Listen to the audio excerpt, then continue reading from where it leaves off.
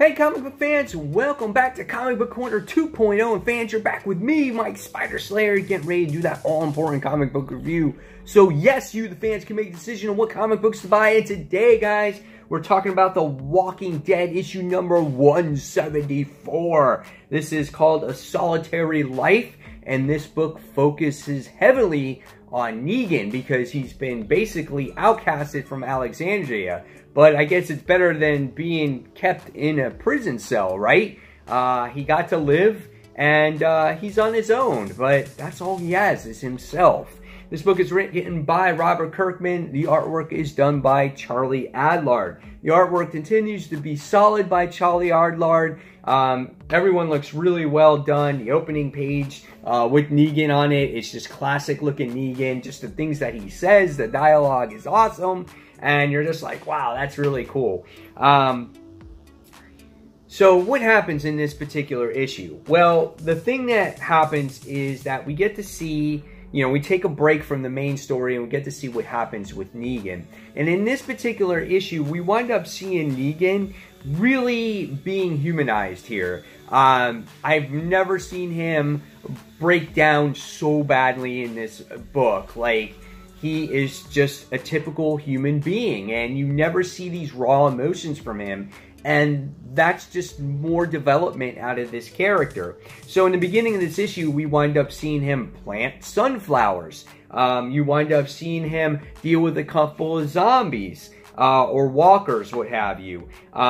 He thinks about his wife, Lucille, all the time, and it's tough on him being by himself, especially since he ruled the Saviors, and he's just, you get to see him collect food and basically start over from when the apocalypse first happened, which was really quite interesting. The really cool thing in this book is you wind up seeing him find another baseball bat, because if you've been reading this series, Lucille actually broke on him, and that kind of broke him down as that tough guy exterior. It humanized him again, and when he sees this baseball bat, it reminds him of the person that he once was, or what he is, and of course the bat represented Lucille. So when he gets Lucille and he starts wrapping barbed wire around it again, and he feels like himself again, he winds up getting confronted by Maggie. And Maggie is the one that has been watching him since he's been let go to make sure that he's been in line. And this is the first time that him and Maggie confront each other since Glenn's death. And when you read this particular issue, there is a gun pointed to Negan's head. And basically, he is just ashamed of everything that he's done in his post-apocalyptic life. And he basically prays that Maggie will pull the trigger.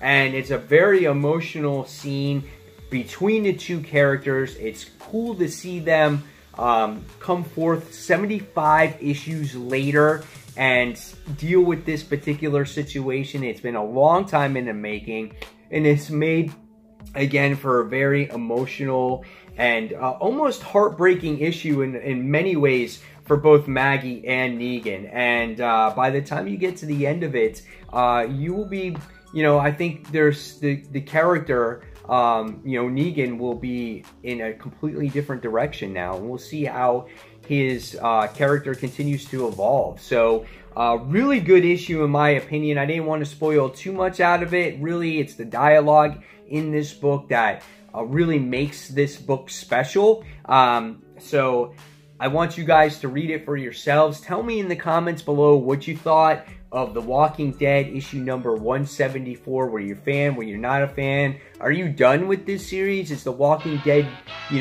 run its course for you? Do you not read the comic anymore? Do you not watch the TV show anymore? And so guys, leave all those comments below. And as always, thank you so much for watching Comic Book Corner 2.0. Don't forget to subscribe. And guys, I'll see you on that next comic book review. Take care. Bye.